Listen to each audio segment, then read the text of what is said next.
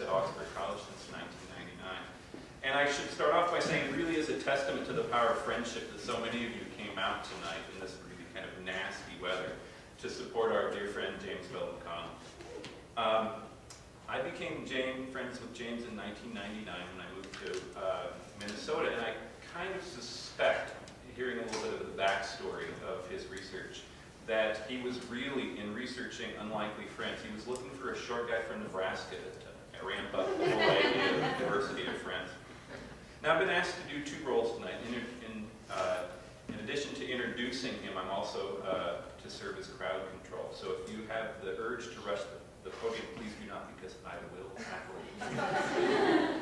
Now, James has been teaching at Oxford College since 1997, and he received his bachelor's degree with a major in sociology and a minor in psychology from Loyola University in Oregon. He graduated at the top of his class in 1990, and he received a master's degree in 1993 and his doctorate in 1997 from Boston College, where he also won the Donald J. White Teaching Excellence Award in Sociology in 1996. His areas of specialization include social psychology, social inequality, qualitative research methodology, and feminist epistemology. In 1999, James published his first book, Who is My Neighbor? Social Affinity in a Modern World. This book was nominated for the C. Wright Mills Award, the highest honor for sociology work published in the field of social problems. But as you know, we're here to celebrate the publication of his second major work. That's why we're going to say his first book, because this is number 2. Unlikely Friends, Bridging Ties and Diverse Friendships. In this book, with the collaboration of 8 sociology students, James examines those rare friendships that cross the socially constructed boundaries of gender, race, class, sexual orientation, nationality, religion, and ability. And so, to give us more insight in the world of unlikely friends, let me introduce James Vela-McConnell.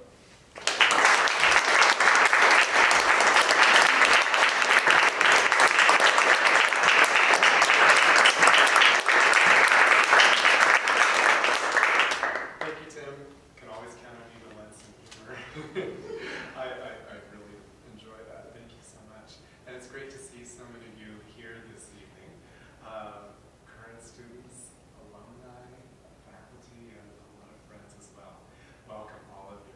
What I thought I'd do is spend about 20 minutes presenting on and reading from the book, and then I'd like to open it up to Q&A and discussion, because I'm much more interested in hearing what your thoughts and questions are on this issue of diverse friendships. So be thinking about what you'd like to talk about, what you'd like to ask.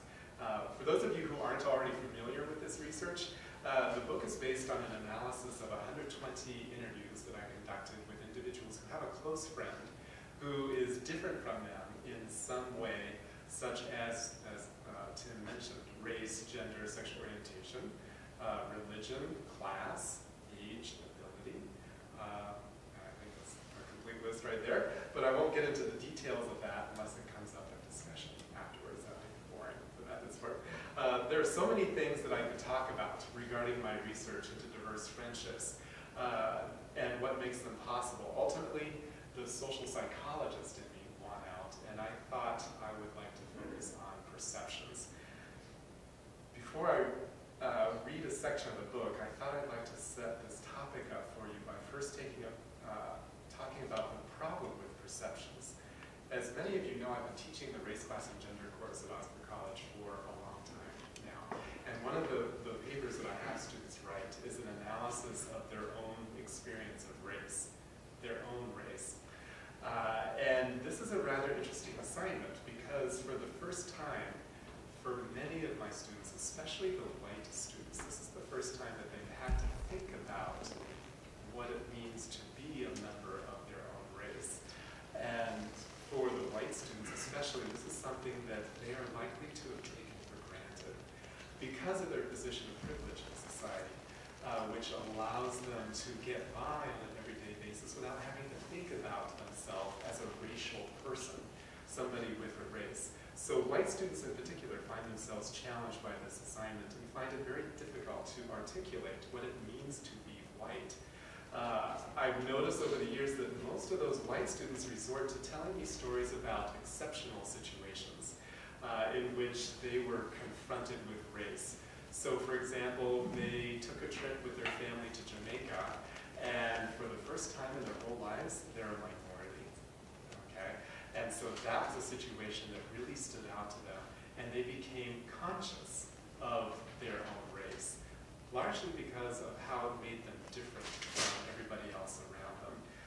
What this tells me is that many white people don't perceive their own race until it's a problem. And they certainly perceive other people's race, but not their own. It's almost like they don't have a race. And ethnicity, sure, but not a race.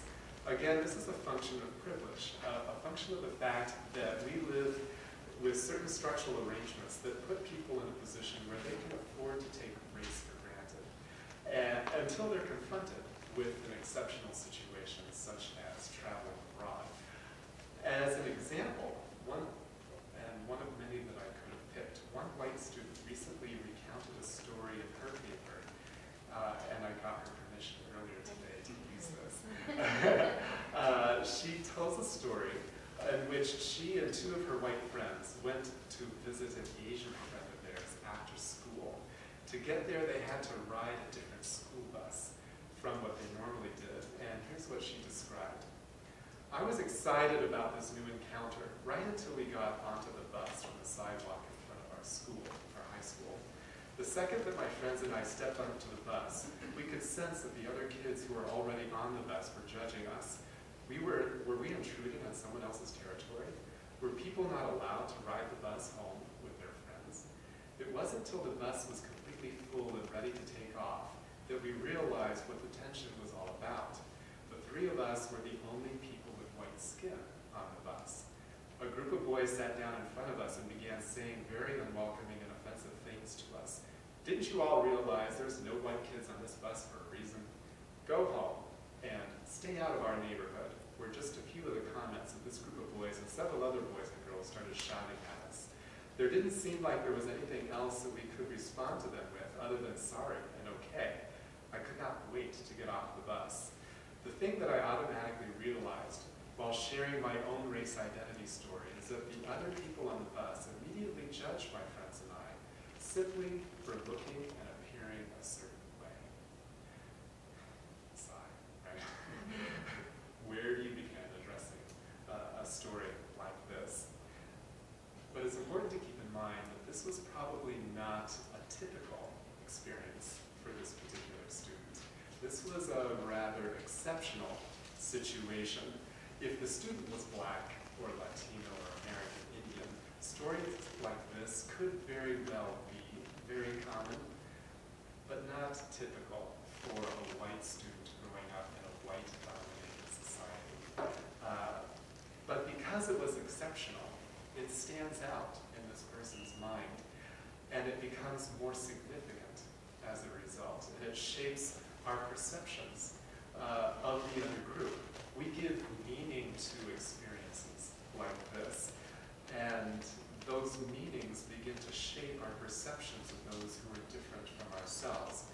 It's then easy to build up a wall between ourselves and those others who are different from us, resulting in the creation of what sociologists call in-groups and out-groups, and the creation of very real divisions in our society. And these divisions further shape our perceptions so that for many it seems that we never really connect with those who are different from ourselves in terms of race or gender or sexual orientation and so on. Ultimately, though, our perceptions have consequences, very real consequences.